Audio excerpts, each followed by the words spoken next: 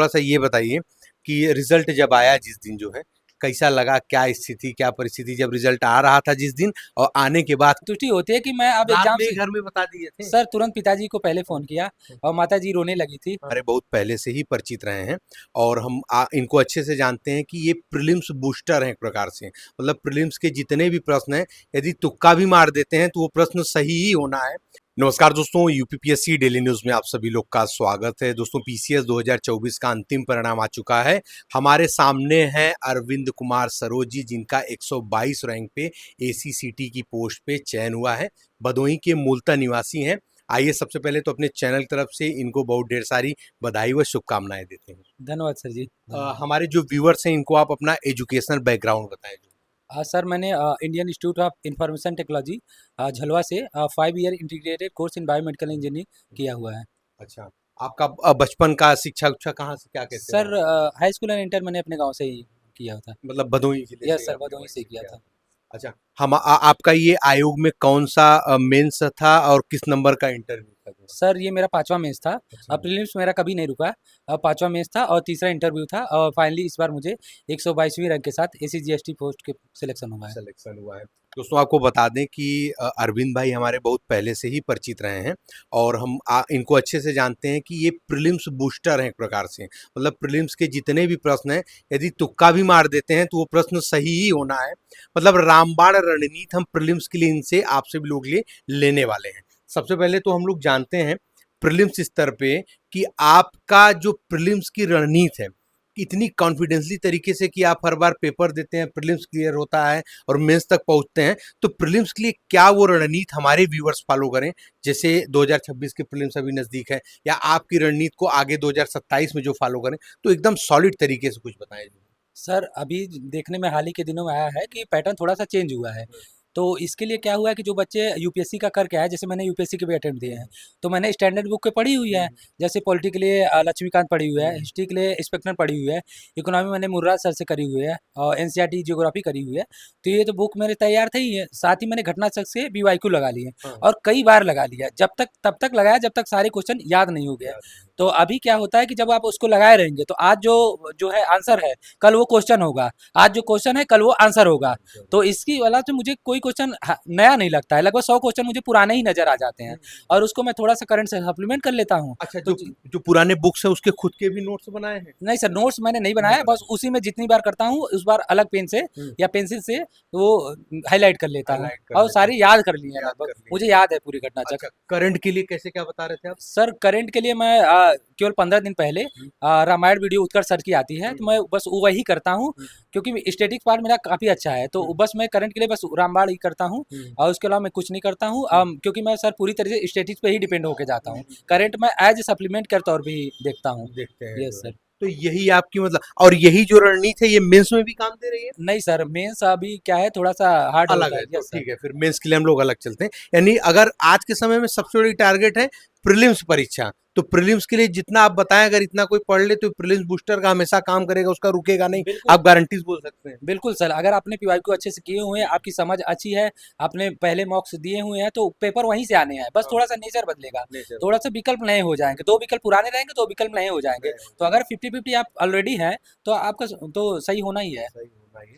अच्छा, चलिए, प्रीलिम्स के बाद हम लोग अच्छा मुख्य परीक्षा के लिए जानते हैं, लेकिन उसके पहले थोड़ा सा ये बताइए कि रिजल्ट जब आया जिस दिन जो है कैसा लगा, क्या स्थिति क्या परिस्थिति जब रिजल्ट आ रहा था जिस दिन और आने के बाद क्या क्या हुआ, थोड़ा उसको बताएं। सर मेंस का पेपर काफ़ी अच्छा हुआ था, तो ऐसा लग रहा था कुछ तो मिल ही जाएगा। लेकिन जब टाइम पास आने लगता है, तो फिर डर तो स्वाभाविक है। और सर रिजल्ट 11:46 पे आया था और पहले तो मैंने एसडीएम में देखा तो मेरा नहीं हुआ, तो फिर मैंने डायरेक्ट रोल नंबर मार के ही सर्च कर लिया और फाइनली मुझे एससी जीएसटी में नाम मिल गया। तो सर एक मतलब जो संतुष्टि होती है कि मैं अब रात एग्जाम में ही से घर में बता दिए थे? सर तुरंत पिताजी को पहले फ़ोन किया और माता जी रोने लगी थी। तो फैमिली को बताया, फिर उसके बाद बहनों को बताया और सर खुशी इस बात की थी कि अब बीसीएस साइकिल जो एग्ज़ाम की है उससे मैं थोड़ा सा बाहर आ गया। बाहर आ गए, जो ये चीज है जो बाकी फिर घर पे तांता लगा रहा लोगों का मिलने का ना। यस सर, उसके बाद से तो सर मतलब सबका आना जाना हमसे बधाई। आप जुड़े हैं, हमारे चैनल जानते हैं क्या सर कैसे? आप तो हमारे पड़ोसी हैं। हाँ हाँ तो कई बार जब मैं इस जर्नी में डिमोटिवेट होता था, आशीष भैया जो है एक तरह से इंटरव्यू लेते रहते थे, तो इन्हें फ़ोन करता था, आशीष भैया मेरा कब नंबर आएगा, आप मेरा कब लेंगे? तो बोलते थे कि यार मैं बहुत लोगों का इंटरव्यू लेता हूँ, तो ऐसे ही यही जर्नी है, आप लगे रहो आपका होगा। और अभी पीवीआर में हम लोग मूवी देखने गए थे, अक्टूबर में आयुष्मान खान खुराना की मूवी लगी हुई थी, तो वहाँ भी ये मिल गए। तो मैं बोला कि भैया इस बार आएंगे कि नहीं? कहें कि इस बार 100% आएंगे, क्यों नहीं आएंगे? और भगवान की दया से वो दिन आ इस गया। बार आ गया है जो है। चलिए, ये तो हम लोग का हो गया, तो प्रीलिम से लेकर कुछ थोड़ा पर्सनल जानकारी के तौर पे मुख्य परीक्षा में हम लोग आते हैं।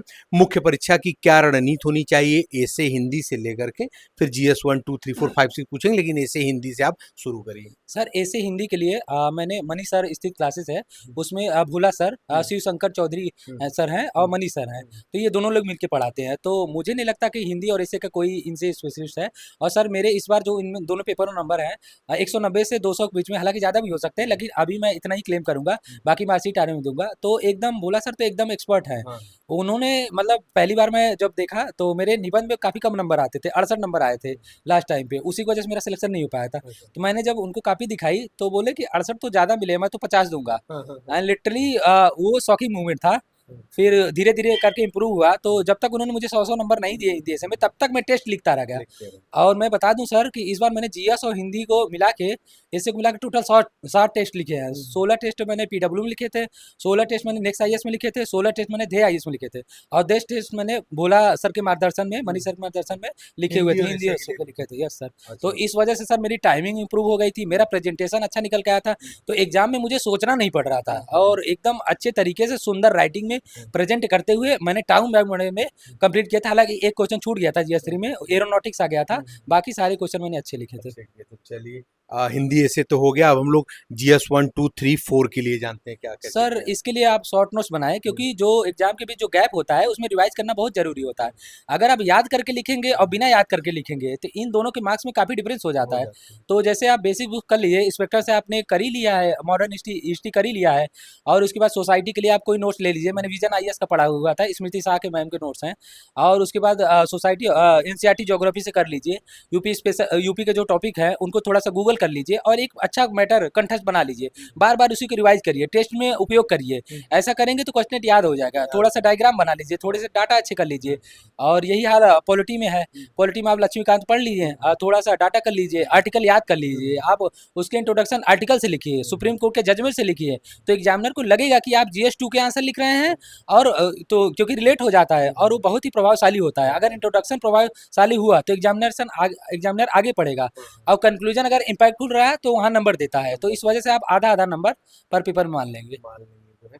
अच्छा, ये मतलब जीएस 1 2 3 4 के लिए ऐसे ही सब्जेक्ट वाइज ऐसे अपना चलें। अच्छा, मुख्य परीक्षा में आपने जो मेन मुख्य परीक्षा भी 2024 का हुआ था, उसमें आपने कैसे लिखा था? 150 नंबर के जो प्रश्न थे उसको कैसे लिखा? 200 मतलब 150 शब्दों के जो प्रश्न थे उसको, और 200 शब्दों के जो प्रश्न थे उसको कैसे लिखा सर था? इसके लिए गिन तो नहीं सकते, इतना तो टाइम नहीं होता है, पर हमें थोड़ा सा कम ही लिखना चाहिए। 140 145 लिखिए, क्योंकि इससे आपका क्या होगा कि 150 वाले में। 150 वाले में हाँ। थोड़ा सा वर्डिंग कम कर दीजिए, हाँ। पर वो भरा हुआ दिखना चाहिए। अच्छा। अगर आप खाली रखेंगे तो साइकोलॉजिकली गलत हो जाता है। एग्जामिनर सोच सकता है कि यार आपने तो आधा ही लिखा है, तो उसको भरिए, वही कंटेंट को थोड़ा सा स्पेस दे के लिखिए, भरा हुआ लगना चाहिए। अच्छा, फ्लो चार्ट और डायग्राम फिर कब बनाएं, जब 150 में यही भर जाएगा लिखने में? सर ये कब कर सकते हैं? थोड़ा सा साइड में थोड़ा सा बॉक्स बना के आप इसको करते जाइए।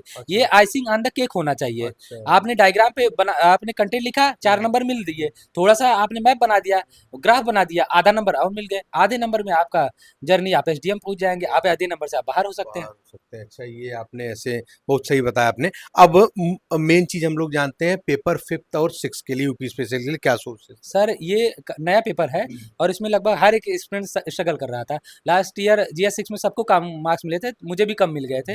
तो इस बार मैंने पीडब्ल्यू में सफलता बैच ज्वाइन किया था, तो वहाँ से मैंने किया था। और उसके बाद मैंने धे आईएएस की बुकलेट आती है 5 और 6 की, तो उसको मैंने किया था। और टेस्ट सीरीज के जितने भी क्वेश्चन थे, लगभग यूपी स्पेशल के मैंने 8 टेस्ट लिखे हुए थे, वो मिला के। तो उनके जो भी 8 × 20 तो 160 क्वेश्चन है, उनको मैंने रट लिया था एकदम, कि ये कुछ भी आएगा मुझे ये डाटा यूज करना है, कुछ भी आएगा मुझे ये फ्लो चार्ट बनाना है, ये गवर्नमेंट की स्कीम लिखनी है। तो ऐसे करके मैंने तैयार किया, बार बार रिवाइज किया, और अच्छे से लिखा, और फाइनली हो गया। सिलेक्शन हो गया। चलिए, हमें लगता है कि कुछ छूटा नहीं, हम लोग का हर एक चीज़ हमने कवर कर लिया है। प्रीलिम्स से लेके मेंस तक सारी चीज़ें हो गई हैं और आपको बहुत बहुत धन्यवाद और भविष्य के लिए बहुत ढेर सारी बधाई व शुभकामनाएँ। थैंक यू आशीष भैया। ठीक है। तो जी हाँ दोस्तों, जो भी चैनल पर नया हो चैनल को सब्सक्राइब करके बेल आइकन जरूर प्रेस कर दें, ताकि उत्तर प्रदेश लोक सेवा आयोग और निवर्ती विभाग की तरफ से कोई भी महत्वपूर्ण अपडेट, साथ ही में से टॉपर्स मोटिवेशन वीडियो आपसे से मिस ना होने पाए। मिलते हैं अगली वीडियो में, तब तक के लिए जय हिंद, जय भारत, नमस्कार।